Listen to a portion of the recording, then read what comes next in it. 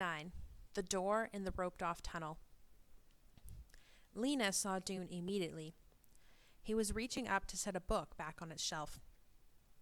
He saw her too, when he turned around, and his dark eyebrows flew up in surprise as she hurried over to him. "Your father told me you were here," she said. "Dune, I found something. I want to show it to you." "To me? Why?" "I think it's important. It has to do with the pipeworks. Will you come to my house and see it?" "Now?" Dune asked. Lena nodded. Dune grabbed his old brown jacket and followed Lena out of the library and across the city to Quilliam Square. Granny's shop was closed and dark when they arrived, and so Lena was surprised when they went upstairs and saw Eveline Murdo sitting in her place by the window. "Your grandmother's in her bedroom," Mrs. Murdo said. "She didn't feel well, so she asked me to come." Poppy was sitting on the floor, banging a spoon on the leg of a chair. Lena introduced Dune, then led him into the room she shared with Poppy. He looked around, and Lena felt suddenly self-conscious, seeing her room through his eyes. It was a small room with a lot crammed into it. There were 2 narrow beds, a very small table that fit into a corner, and a 4-legged stool to sit on. On the wall, clothes hung from hooks, and more clothes were strewn untidily on the floor. Beneath the window was a brown stain made by the bean seed in its pot on the windowsill. Lena had been watering it every night because she'd promised Clary she would, but it was still nothing but dirt, flat and unpromising. A couple of shelves beside the window held Lena's important possessions. The pieces of paper she'd collected for drawing, her pencils, a scarf with a silver thread woven through it. On the parts of the wall that had no hooks and no shelves, she had pinned up some of her pictures. "What are those?" Dune asked. "They're from my imagination," Lena said, feeling slightly embarrassed. "They're pictures of another city." "Oh, you made it up." "Sort of. Sometimes I dream of it." "I draw too," said Dune, "but I draw other kinds of things." "Like what?" "Mostly insects," said Dune. He told her about his collection of drawings and the worm he was currently observing. To Lena, this sounded far less interesting than an undiscovered city, but she didn't say so. She led Dune over to the table. "Here's what I want to show you," she said. She lifted the metal box. Before she could reach for the papers underneath, Dune took the box and started examining it. "Where did this come from?" he asked. "It was in the closet," Lena said. She told him about Granny's wild search and about finding the box with its lid open and Poppy with paper in her mouth. As she talked, Dune turned the box over in his hands, opened and closed its lid, and peered at the latch. "There's some sort of odd mechanism here," he said. He tapped at a small metal compartment at the front of the box.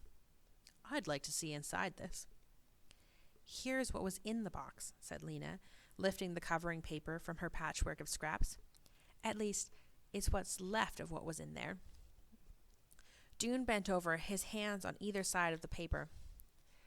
Lena said, "It's called Instructions for Egriston, or maybe Egrisman. Someone's name, anyhow. Maybe a mayor or a guard. I just call it the Instructions. I told the mayor about it. I thought maybe it was important. I wrote him a note, but he hasn't answered. I don't think he's interested." Dune said nothing. "You don't have to hold your breath," said Lena. "I glued the pieces down.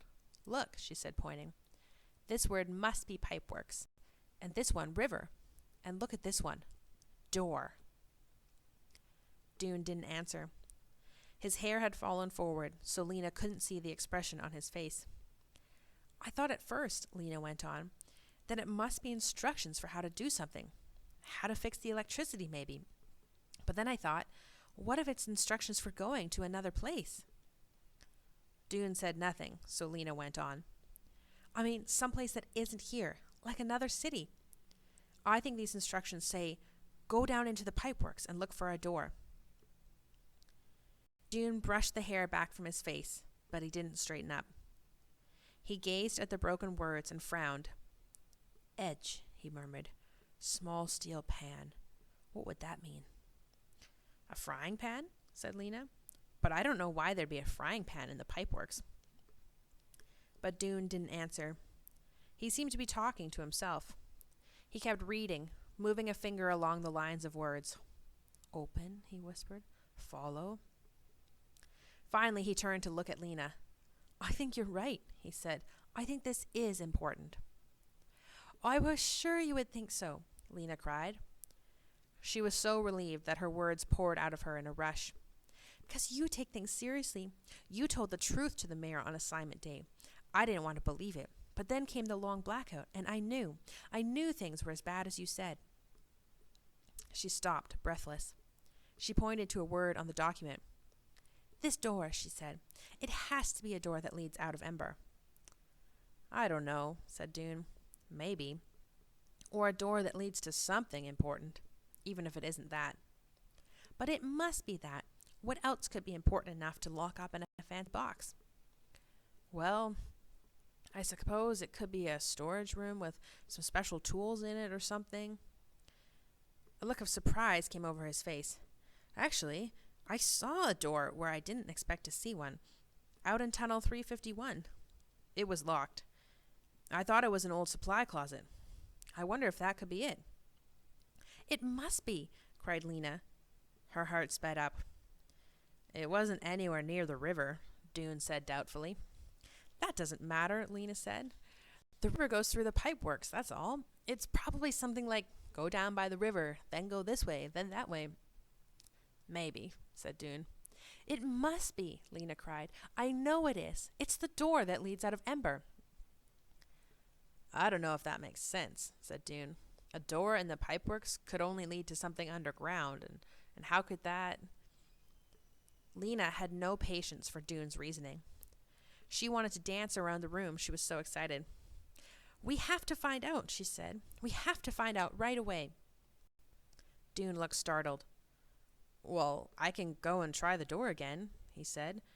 It was locked before, but I suppose... I want to go too, said Lena. You want to come down into the pipeworks? Yes. Can you get me in? Doone thought for a moment. I think I can. If you come just at quitting time and wait outside the door, I'll stay out of sight until everyone has gone, and then I'll let you in. Tomorrow? Okay, tomorrow. Lena stopped at home the next day, only long enough to change out of her messenger jacket, and then she dashed across town to the pipeworks.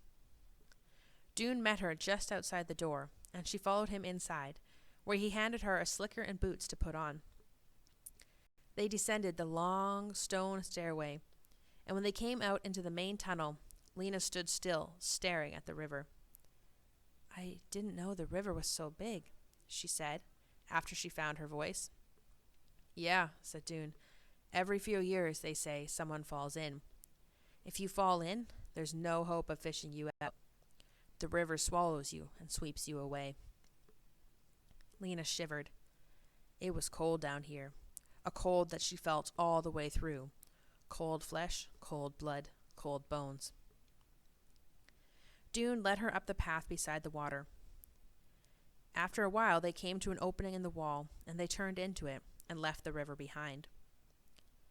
Doone led the way through winding tunnels. Their rubber boots splashed in pools of water on the floor. Lena thought how awful it would be to work down here all day, every day. It was a creepy place, a place where it seemed people didn't belong. That black river, it was like something in a bad dream. You have to duck here, said Doone. They had come to a roped-off tunnel. But there's nothing there, Lena said. No, said Doone. We have to feel our way. It isn't far. He ducked under the rope and went in, and Lena did the same. They stepped forward into the dark. Lena kept a hand against the damp wall and placed her feet carefully. It's right here, said Doone.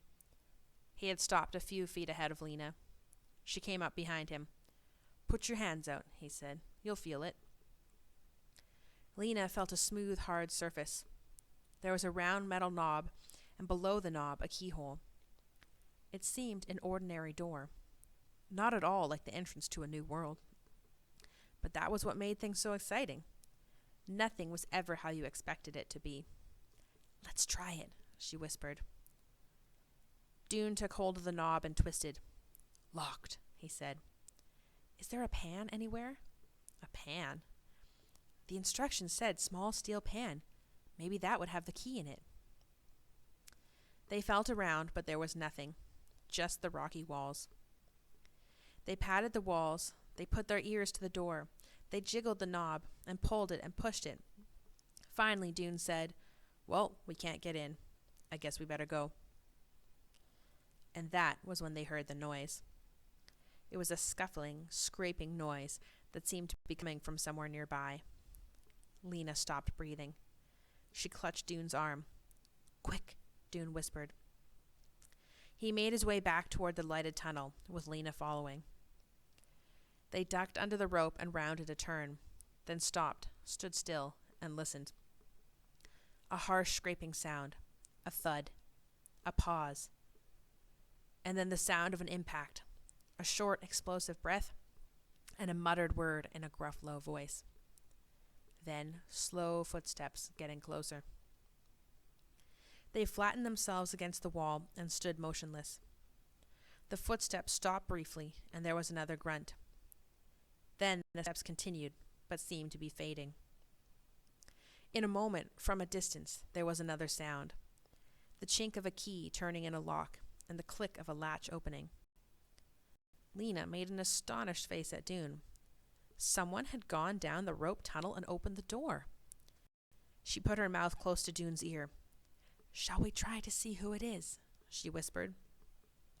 Dune shook his head. "We should," he said. "We should go."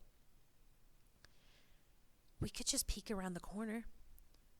It was too tempting not to try. They crept forward to the place where the tunnel turned. From there, they could see the entrance to the rope tunnel. Holding their breath, they watched. And in a minute, they heard a thump and a click, the door closing, the lock turning, and footsteps once again, this time quick. A long leg stepped over the rope, and the person it belonged to turned and walked away. All they saw was his back, a dark coat, dark untidy hair. He walked with a lurching motion that struck Lena as somehow familiar. In a few seconds, he had vanished into the shadows. When they came up out of the pipeworks, they stripped off their boots and slickers and hurried out into Plumber Square, where they flopped down on a bench and burst into furious talk. "Someone got there before us," said Lena. Dune said, "He was walking slowly when he went in, as if he was looking for something, and he walked fast when he came out, as if he'd found something. What was it? I can't stand not to know." Dune jumped up. He paced back and forth in front of the bench. "But how did he get the key?" he asked. "Did he find instructions like the ones you found? And how did he get into the pipeworks? I don't think he works there."